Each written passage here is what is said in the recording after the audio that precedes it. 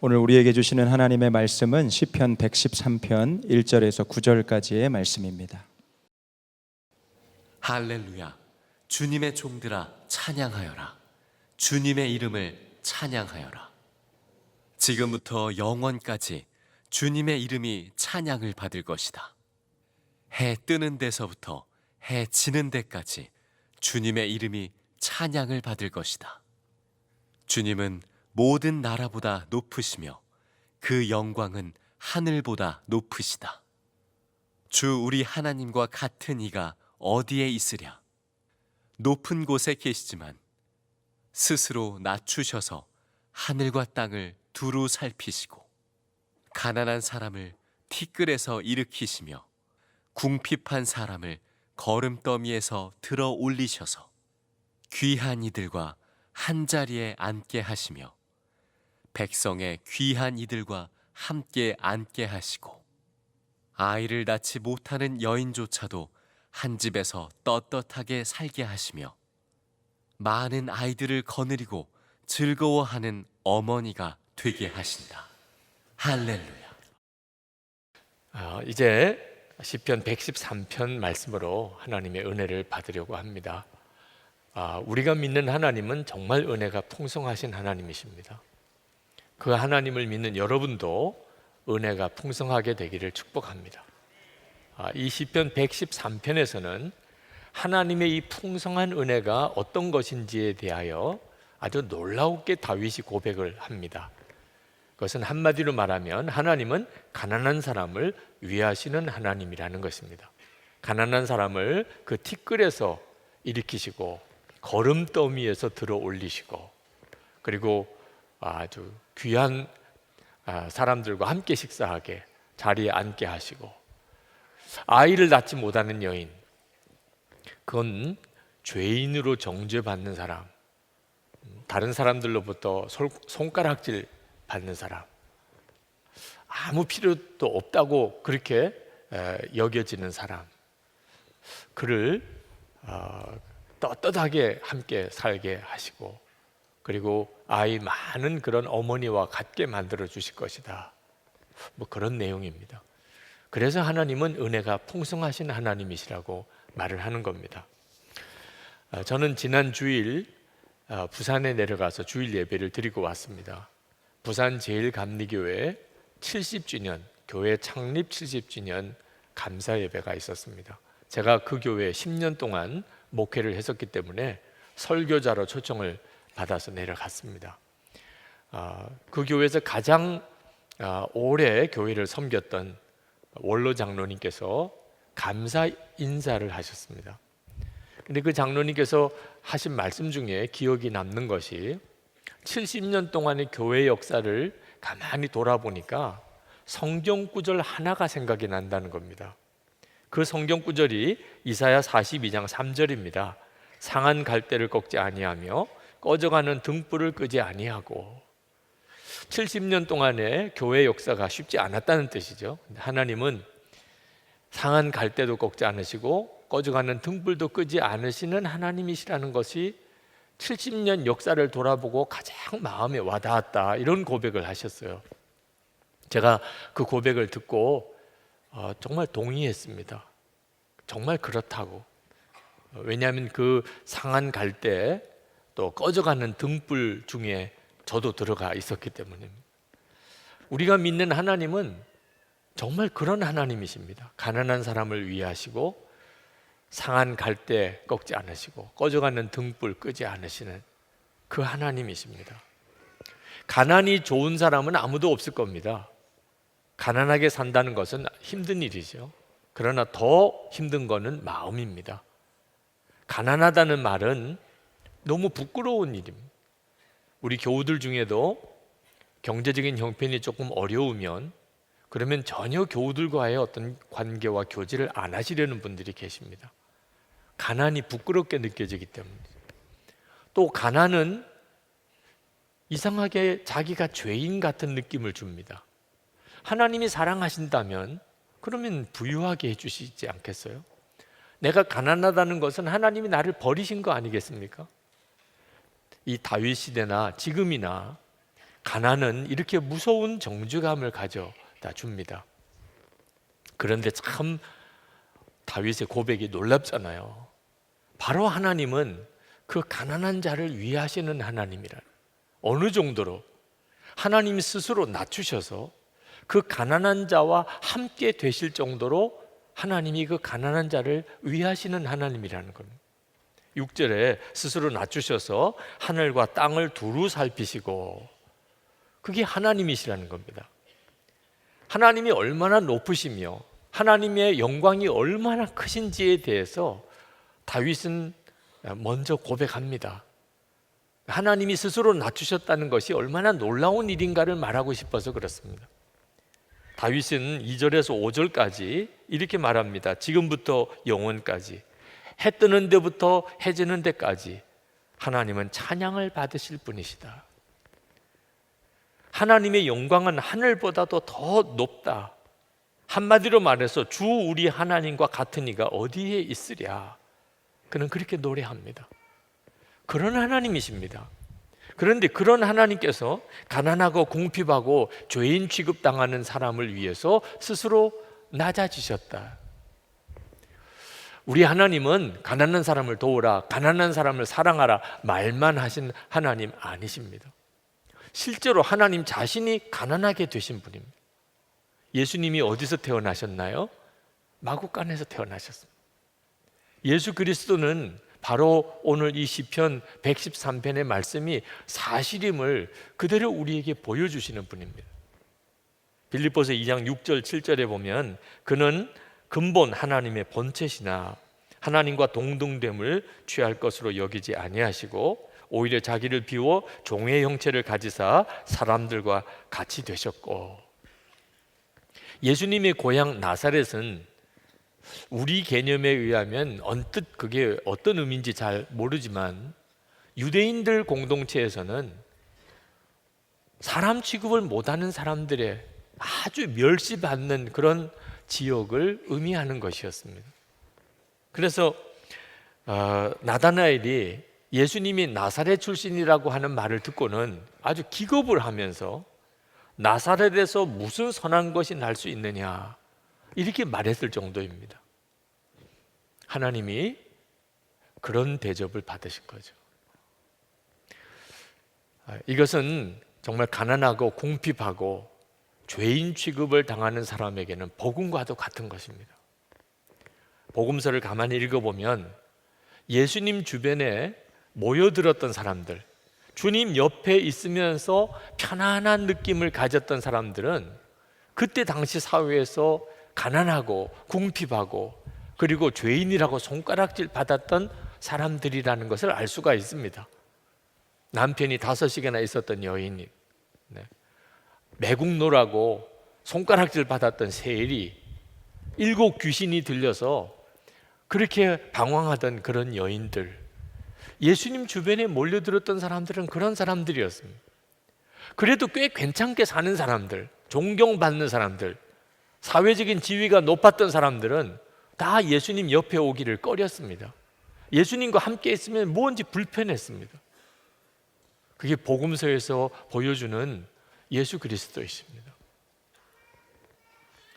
여러분, 예수님은 죄인의 친구라는 별명을 받았어요. 하도 예수님 주변에 죄인들이 많이 모여 있는 것처럼 보이니까.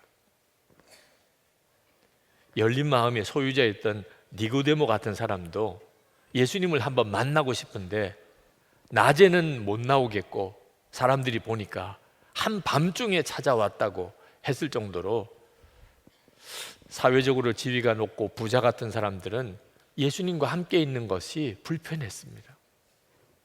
자, 그렇다면 요즘 교회는 어떻습니까? 교회는 예수님의 몸이잖아요. 교회도 세상에서 잘 나가는 사람들, 지체가 높은 사람들, 그런 사람들이 환영을 받습니다. 가난하고 궁핍하고 죄인이라고 손가락질 받는 사람들, 교회에 오면 왠지 불편해집니다. 우리 교회는 대형 교회로 분류되는 그런 교회입니다. 그래서 더 설교 준비하면서 제 마음이 무거웠습니다. 우리 교회는 정말 예수님의 그 교회인가? 가난한 사람, 궁핍한 사람, 죄인 취급받는 사람들이 와서 편안한 교회인가?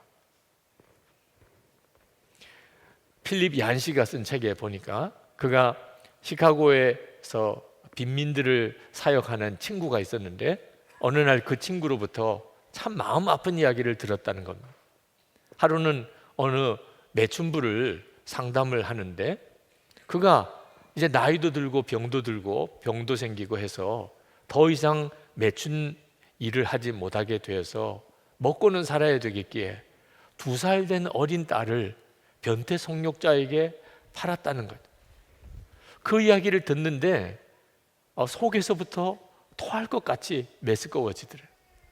아니, 아무리 먹고 살기 어려워도 어떻게 그럴 수 있냐 말이에요. 엄마가 딸을, 그것도 2살밖에 안 되는 딸을 어떻게 그럴 수 있겠냐 말이에요. 그래도 상담하는 입장이니까 마음의 감정을 누르고 그 여자에게 말했습니다. 그렇게 힘드시면 가까운 교회라도 가보시죠. 그랬더니 그 여자가 얼굴이 하얗게 질리면서 소리를 지르더랍니다. 교회예요? 내가 왜 그런 곳에 가요? 그곳에 가면 내가 더 비참해진단 말이에요.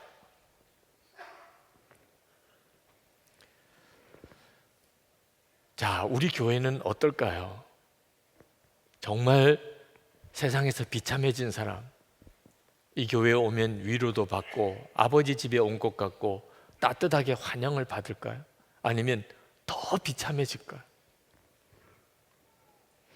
가난한 사람, 궁핍한 사람, 죄인 취급받는 사람에게 우리 교회의 문턱은 높을까요? 낮을까요? 우리가 정말 예수님을 만났고 그리고 우리가 진짜 거듭난 사람이 되면 그걸 제일 먼저 아는 사람은 가족입니다. 함께 사는 가족이 그걸 모를 수가 없어요. 정말 이 사람 변했구나. 완전히 달라졌네. 가족을 어떻게 속일 수 있겠어요? 그러나 또 한 사람이 있는데 그것은 우리 주변에 있는 가난한 사람. 가난한 사람이 너무 달라진 것을 느끼는 거예요. 저 사람이 정말 변했구나. 저 사람이 정말 거듭났구나. 왜? 자기에게 너무 잘해주니까. 마태복음 25장 40절에 임금이 대답하여 가라사대 내가 진실로 너에게 이르노니 너희가 여기 내 형제 중에 지극히 작은 자 하나에게 한 것이 곧 내게 한 것이니라. 이제는 눈이 완전히 달라집니다. 전에는 보이지도 않았어요. 가난한 사람, 궁핍한 사람, 죄인 취급받는 사람. 그런데 이제는 그들이 예수님 같이 보여요. 그러니 엄청나게 달라지는 거죠. 여러분, 우리 교회 문턱이 높은지 낮은지는 이 교회 교인인 여러분의 마음에 가난한 자가 어떻게 여겨지느냐에 달려 있는 겁니다. 가난한 사람을 보면 환영하게 되고 반기게 됩니까? 그러면 우리 교회의 문턱은 낮은 거죠. 여러분들의 마음에 가난한 사람은 왠지 가까이 하기 싫어요. 구질구질한 사람 엮이기 싫어요. 문턱이 높은 거죠. 우리 교회 요즘에 아주 어려운 분들이 많이 오십니다. 정신적으로 문제가 있는 분들도 많이 오십니다. 그래서 문제가 생긴 건가요? 그렇지 않습니다. 그건 정말 감사할 일입니다. 왜냐하면 예수님 때 그런 사람들이 주님께 왔기 때문에, 예수님 주변에는 그런 사람들이 몰려들었기 때문에, 그러니까 우리 교회가 예수님의 교회처럼 되어 가는구나 그렇게 생각할 일이죠. 너무너무 감사하고 귀한 일이고 잘 감당해야 할 일이죠. 제가 부산에 내려가서 그 70주년 감사 예배를 드리면서 20년 전입니다. 제가 그 교회를 떠났던 때가. 그리고 그 이전에 10년 동안 목회를 했던 그때 그 기간을 돌아보는데 가장 제 마음속에 뚜렷하게 떠오르는 기억은 그 행여자들을 아침 급식을 했던 일입니다. 매일 아침에 한 200명 정도의 아침을 대접을 했습니다. 그만큼 많이들 오셨어요. 교인이 몇 명이냐면 한 200여 명 됐습니다. 그러니 여러분 얼마나 힘들었을까 하는 생각을 한번 해보실 수 있으시겠죠. 그런 일을 하게 된 계기가 된 일이 있었는데, 하루는 새벽기도 끝나고 내려오는데 교회 로비 의자에 행여자 한 분이 누워 계세요. 그런데 얼마나 악취가 나는지 온 예배당이 그냥 다 냄새가 배는 것 같아요. 지린내도 나고 썩은 내도 나고 어떻게 감당을 못 하겠어요. 제가 그래도 담임 목사니까 그런 분이 교회 로비에 와서 누워 있으면 바깥으로 좀 나가시도록 해야 되잖아요. 제 생각에는 그런 생각이 들더라고요. 아, 이분이 여기에 계시지 말고 일단 바깥에 나가서 뭘 씻으시더라도 해드려야 되겠다. 그래서 그 누워있는 그분 옆에 가서 그분을 보니까 그분이 저를 이렇게 쳐다봐요. 근데 그때 제 마음속에 나가셔요, 여기 계시면 안 됩니다, 그런 말이 아니고 어떻게 이렇게 사십니까? 제 생각에는 정말 그런 느낌이에요. 어떻게 사람이 이렇게 사시냐. 제가 말을 해놓고도 제가 썩 적절한 말을 했다는 느낌은 안 들더라고요. 그 상황에서 지금 그런 식의 질문을 할 만한 상황이 아니잖아요. 그래도 정말 그때는 제 마음의 심정이 그랬어요. 사람이 어떻게 이렇게 살 수 있을까? 그런데 그때 그분이 저를 쳐다보면서 전혀 예상치 못했던 대답을 했습니다. 나도 씻고 싶습니다. 깜짝 놀랐어요. 그렇게 대답하실 줄은 몰랐어요. 씻고 싶은데 씻을 수가 없다는 거예요. 아, 그럴 수도 있겠구나 싶은 생각이 들었습니다. 그래서 교회 바깥에 샤워 부스를 만들게 된 계기도 됐습니다. 어느 때든지 누구든지 씻고 싶으신 분들은 씻으실 수 있도록. 씻고 싶으시다는데 이걸 어떻게 어디 가서 씻겨드려야 되나. 목욕탕에라도 데려가고 싶은데 이렇게 갔다가는 뭐 남의 목욕탕 영업 다 그냥 막아 놓을 것 같아요. 그래서 아내에게 급히 옷이라도 좀 내 옷, 여벌 옷이 있으면 좀 가져다 달라고 했습니다. 옷이라도 갈아입히고 목욕탕에 데려가야 될 것 같아요. 제 아내가 양복을 가져왔어요. 그래서 그걸 입혀드리고 그리고 목욕탕에 같이 갔습니다. 목욕탕 주인이 뭐 정색을 하면서 못 들어간다는 건 통사정을 했습니다. 제가 이 앞에 있는 교회 목사인데 제가 빨리 들어가서 샤워도 하고 머리도 감기고 그리고 바로 나오겠습니다. 아침 이른 시간이라 허락해 줘서 들어가서 목욕을 하고, 그러니까 사람이 완전히 달라 보이더라고요. 그래서 아침 식당 하는 데 가서 식당에서 식사를 사드리고 그리고는 가셨어요. 며칠 뒤에 목사님 한 분이 오셨습니다. 부산에 행여자들 공동체를 하시는 목사님이세요. 어느 날 그 공동체에 어떤 분이 새로 들어오셨는데 그래서 면담을 했답니다. 그동안 어떻게 지내셨냐고. 그랬더니 그분이 하는 이야기가 어느 교회 갔더니 목사님이 양복도 주고 목욕도 시켜주고 밥도 주더라. 믿어지지 않는 이야기를 하더래요. 그런 사람이 있냐. 그래서 인상 자기는 어떠냐, 뭐 어디 교회냐 다 이 노트에 적어가지고 오셔서 저를 계속 이렇게 보면서 그분인 것 같은데, 그래서 이제 그 이야기를 해드렸죠. 그리고 그 목사님과 이야기를 나누면서 행여자들을 보시는 주님의 마음을 알았어요.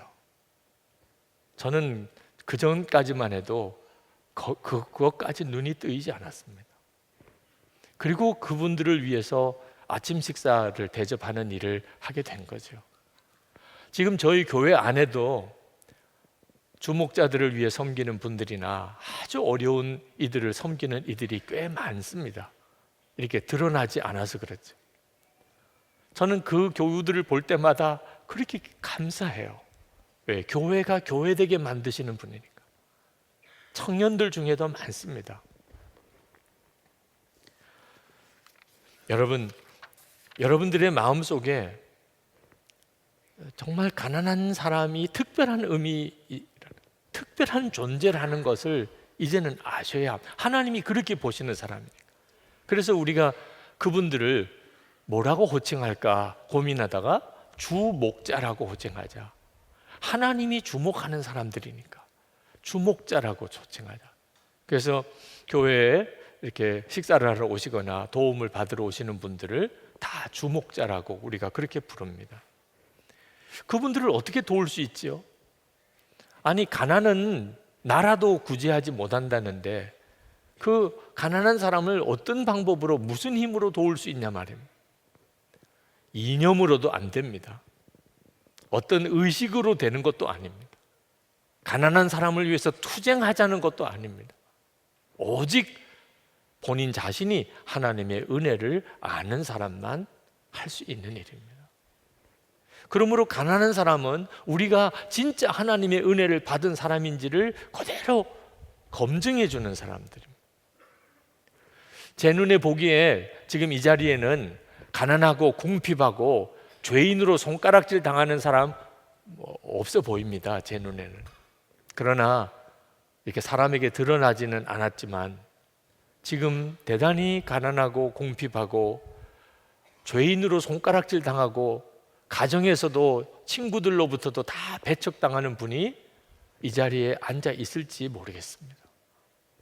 여러분, 이 시편 113편은 여러분을 향한 하나님의 사랑이 얼마나 큰지, 하나님이 여러분을 향한 계획이 얼마나 놀라운지를 말씀해 주고 있는 성경입니다. 위로받고 힘을 얻으시기 바랍니다. 그러나 형편이 괜찮은 분들, 아이들도 있고 잘 자라는 그런 형편이신 분들, 여러분들에게도 이 말씀은 대단히 의미가 있습니다. 누가복음 6장 20절에 보면 너희 가난한 자는 복이 있나니 하나님의 나라가 너희 것이며 라고 이렇게 말씀을 하셨는데, 마태복음 5장 3절에 보면 심령이 가난한 자는 복이 있나니 천국이 그들의 것이며 라고 말했습니다. 실제로 그냥 가난한 사람과 심령이 가난한 사람 둘을 다 언급하고 있습니다. 경제적으로 먹고 살기도 힘들 정도로 가난하지는 않지만 마음의 심령만큼은 가난한 사람이 돈을 구하는 것처럼 내 영혼이 주님을 갈망하는 사람, 주님의 은혜가 필요합니다. 하나님, 나는 정말 공고한 사람입니다. 제게 주님의 은혜가 필요합니다. 이렇게 갈망하시는 분은 오늘 이 시편 113편의 말씀이 여러분의 말씀입니다. 다윗이 자기가 쓴 시 곳곳에 자기 자신에 대해서 가난하고 궁핍하다는 고백을 여러 번 했습니다.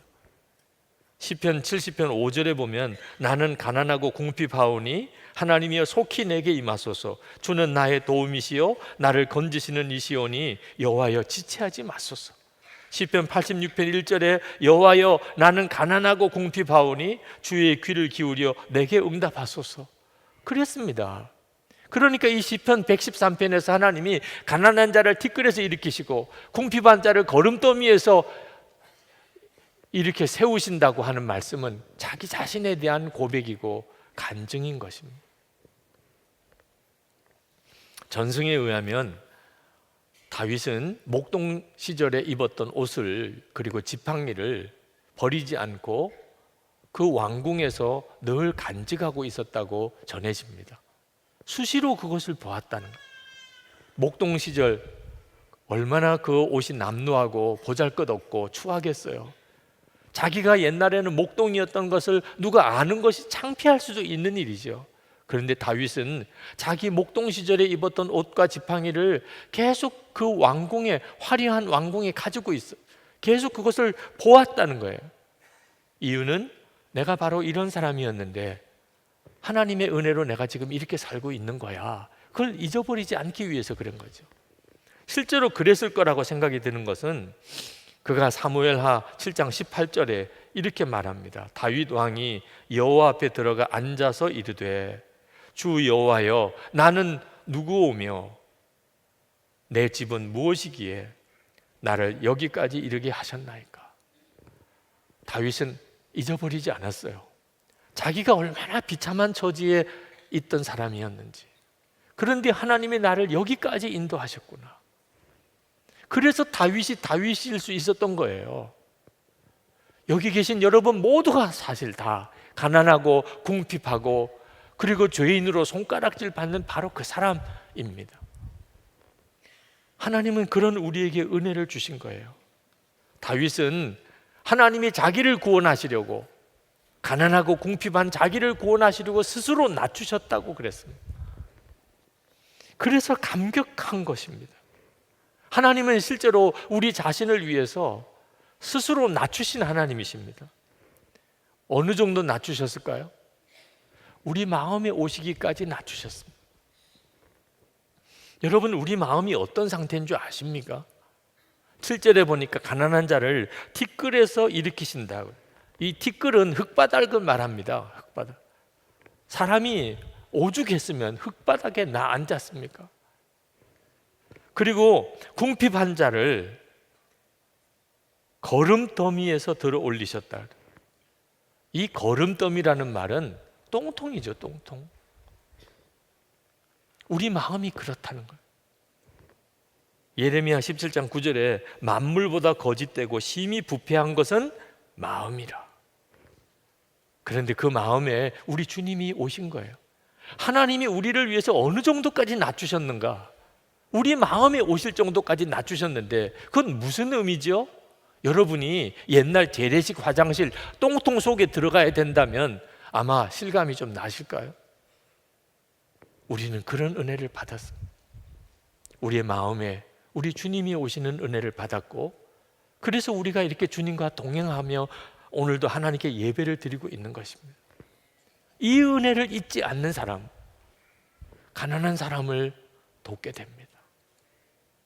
이 은혜를 모르는 사람은 결코 그 일을 할 수가 없어요. 하나님은 가난한 사람만을 위하는 게 아니고 가난한 사람이 귀한 이들과 한자리에 앉게 하신다, 그렇게 말씀하셨습니다. 그러니까 가난한 이를 도우라고 하는 것은 부자를 정죄하고 가난한 사람은 무조건 선이라고 주장하거나 가난한 자를 위하여 투쟁하라는 게 아닙니다. 하나님은 그걸 원하지 않으세요. 부자와 가난한 자가 서로 대립하게 하시는 하나님이 아니십니다. 누구 한쪽에 편들기 위해서 하신 말씀도 아니세요. 하나님이 원하시는 것은 귀한 사람이나 가난한 사람이나 다 한자리에 앉아야 한다. 서로 받아주어야 한다는. 부유한 사람은 가난한 자를 도와야 한다. 환영해야 한다는. 이건 은혜 받은 사람만 할 수 있는 것입니다. 하나님의 은혜를 아는 사람만 할 수 있는 겁니다. 여러분이 정말 예수님을 마음에 영접하고 살면 여러분의 마음에 변화가 일어납니다. 이건 너무나도 분명한. 지난 주간에 어느 교우와 함께 식사를 하면서 그분이 받은 여러 은혜들을 듣고 참 기뻤습니다. 그런데 기억나는 거 하나는 그분이 이 노숙인들에 대한 자기 생각이 바뀐 것에 대해서 이야기를 하더라. 자기는 처음에 노숙인들을 보면 저런 사람은 우리 사회에서 다 없어져야 되는데 그런 생각을 했대요. 그런 사람 눈에 보이는 게 너무 싫었어. 이런 사람들은 좀 없어졌으면 좋겠어. 그런데 그가 예수를 믿고 은혜에 눈이 뜨이고 난 다음부터 변화가 오기 시작하는데 살아만 있는 것으로도 너무 감사하다. 저런 형편이지만 살아 계신 것만 해도 너무 감사하다. 그런 생각이 들더라는 거예요.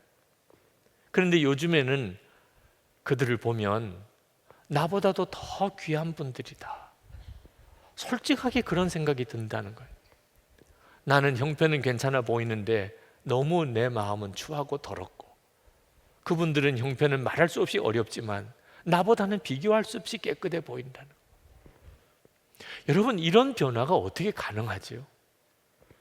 거름더미 같은 우리 마음에 주님이 오신 것을 알게 되면 그렇게 안 되는 게 이상한 일이죠. 여러분, 가난한 자들의 요청을 내가 거절하는, 구질구질한 사람하고는 엮이기 싫어, 이렇게 마음을 가지는 것은 하나님의 은혜를 여러분 스스로가 발로 걷어차는 것과 똑같습니다. 여러분, 부자와 거지 나사로 이야기에서 부자가 죽어서 천국에 갔는데 얼마나 그 지옥불이 뜨거운지 아브라함을 보고는 물 한 방울만 입에다가 좀 적시게 해달라고 요청을 했는데 거절당했습니다. 왜 그랬지요? 자기 집 앞에 거지 나사로가 죽어가는 것을 한 번도 내다보지 않았기 때문에. 가난한 자를 돕지 않고 그를 귀하게 여기지 않으면 우리도 하나님 앞에 섰을 때 아무런 은혜를 기대할 게 없게 됩니다. 마태복음 7장 12절에 그러므로 무엇이든지 남에게 대접받고자 하는 대로 너희도 남을 대접하라. 이것이 율법이요 선지자입니다. 그러니까 여러분 주변에 가난한 자들이 있다는 것 자체가 복입니다. 하나님이 여러분에게 특별한 은혜를 또 주시는 겁니다. 은혜를 주셨지만 또 특별한 은혜를 또 주시는 거예요. 가난한 자를 도울 수 있는 은혜를 주시는 겁니다. 여러분 중에 한때 가난했던 시절이 있었던 분들이 있습니까? 그게 복인 줄 아셔야 돼요. 왜? 가난한 자의 심정을 알잖아요. 저는 어린 시절이 참 쉽지 않게 가난했습니다. 제가 목사가 되기 위해서 목회를 시작하고 그리고 신학교에서 저는 장학금으로 공부를 해야 했습니다.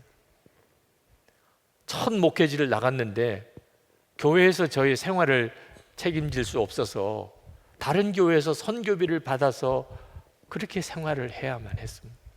군목으로 있는 동안에는 군인 형제들 위문을 가야 되는데 이 교회 저 교회에 다니면서 위문품을 모아가지고 그렇게 군인 형제들을 위문을 했었습니다. 그때는 그게 그렇게 힘들더라고요. 그런데 지금은 너무 그때가 감사한 것이 도움을 요청해 오는 이들이 어떤 심정인지 조금이라도 알 수 있기 때문에. 아마 이미 다 나갔으리라고 싶지만 지난 금요일에 매실 원액을 한 200개 가져오신 저 남쪽 지방의 목사님이 계셨습니다. 그걸 팔아서 교회 건축비에 도움을 받으려고 오셨어요. 저는 그 목사님을 알지도 못하고 만나지도 못했습니다. 그런데 어떤 심정이실까는 충분히 이해가 돼요. 그렇게 해서 찾아오시는 그 모든 과정에서 그분은 어떤 마음이셨을까? 여러분이 가난했던 일은 부끄러운 일이 아닙니다. 정말 궁핍했던 시절, 남에게 손가락질 받았던, 사람 취급을 못 받았던 그런 경험들 혹시 있다면 그건 여러분의 사명입니다. 아, 이런 심정이겠구나. 가난한 자를 돕고 우리가 받을 가장 귀한 보상은 하나님을 뵙는 것 같다는 평가를 받는 것입니다. 야곱이 형 에서와 만났을 때 그는 정말 두려웠습니다. 형 에서가 자기를 죽이려고 하면 어떻게 해요? 그런데 형 에서를 만나는 순간에 에서의 마음이 녹아지고 동생 야곱을 불쌍하게 여기고 끌어안았어요. 그게 얼마나 야곱이 고마운지 야곱이 이렇게 고백을 합니다. 창세기 33장 10절에 내가 형님의 얼굴을 배운즉 하나님의 얼굴을 본 것 같사오며 형님도 나를 기뻐하심이니이다. 용서하는 마음, 품어주는 마음이 그렇게 귀해요. 하나님의 얼굴을 뵙는 것 같아요. 내가 그런 통로가 될 수 있다는 것은 황홀한 일이죠. 절대로 교만하게 가난한 사람을 동정하듯이 도우라는 게 아닙니다. 하나님이 내게 은혜를 주신 것을 내가 그에게 흘려보낼 뿐입니다. 나도 당신들과 똑같습니다. 그렇게 고백하는 거죠. 오늘 성찬을 우리가 받습니다. 얼마나 성찬이 귀하면 한 달에 한 번은 꼭 합니다. 할 수 있으면 매주 하고 싶은데 예배 시간의 제한 때문에 매주 하지 못하는 것이 늘 아쉽습니다. 성찬이 너무너무 귀한 것은 주님이 우리 마음에 오셔서 우리와 하나가 되셨음을 너무나도 분명하게 확인해 주는 은혜의 시간이기 때문에 그렇습니다. 오늘도 여러분 이 성찬을 받으면서 걸음더미 같은 여러분의 마음에 주님이 오신 것, 그리고 여러분과 한 몸이 되어주시는 은혜를 다시 한번 확인하는 그 은혜를 충만하게 누리시기 바랍니다. 성찬 내내 하나님의 사랑, 주님의 용납하심, 여러분을 향한 하나님의 놀라운 계획을 마음을 열고 아멘 아멘으로 누리시기 바랍니다. 오늘 성찬 받았다는 이 사실 하나를 가지고 한 달 동안을 기뻐하면서 살 수 있게 되기를 바랍니다. 그러나 또 하나 꼭 기억하셔야 됩니다. 그런 은혜를 내가 받았으니 나도 내 주변에 가난한 사람, 궁핍한 사람, 죄인 취급받는 사람, 내가 그들을 도와야 되겠다. 이 은혜를 그들에게 흘려보내줘야 되겠다. 꼭 그렇게 결단하시고 성찬을 받으시기 바랍니다. 이제 통성으로 우리 기도하고 성찬을 받겠는데 여러분의 심령에 주의 은혜가 충만하고 그리고 여러분 주변의 가난한 자들에게 여러분의 마음이 활짝 열리는 시간이 되시기를 원합니다.